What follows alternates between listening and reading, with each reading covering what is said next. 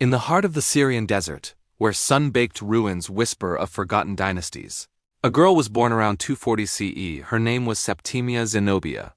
From the start, she carried herself not as a child of merchants, but as a daughter of queens.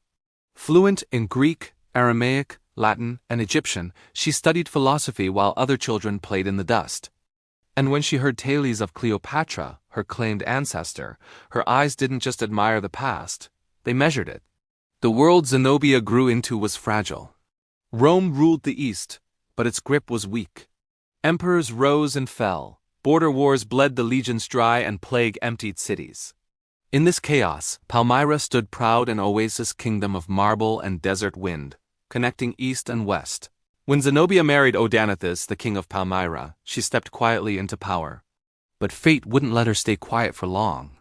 In 267 CE, assassins struck down her husband and stepson. The court panicked. Rome hesitated.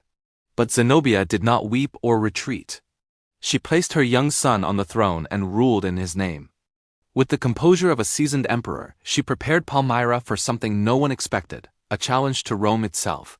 Her ambitions unfolded with divine precision.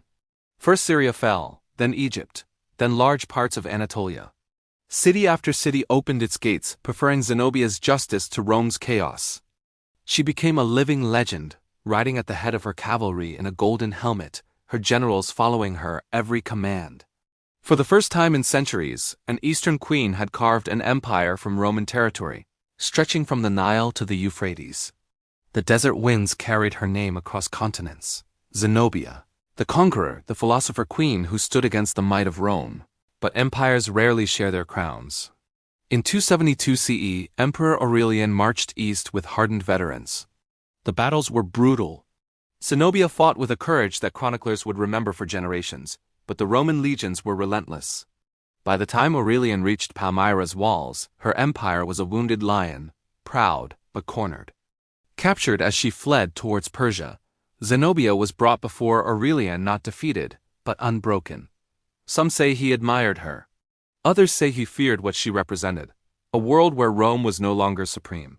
Her empire fell, but her defiance carved a scar into Roman history, a reminder that strength does not always wear a man's face. And so Zenobia became more than a queen. She became a legend, a woman who rose from the desert sands, built an empire from intellect and courage, and dared to stand against the greatest power of the ancient world. Thanks for watching. If you enjoyed this story, don't forget to like, subscribe, and hit the bell icon for more tales from history.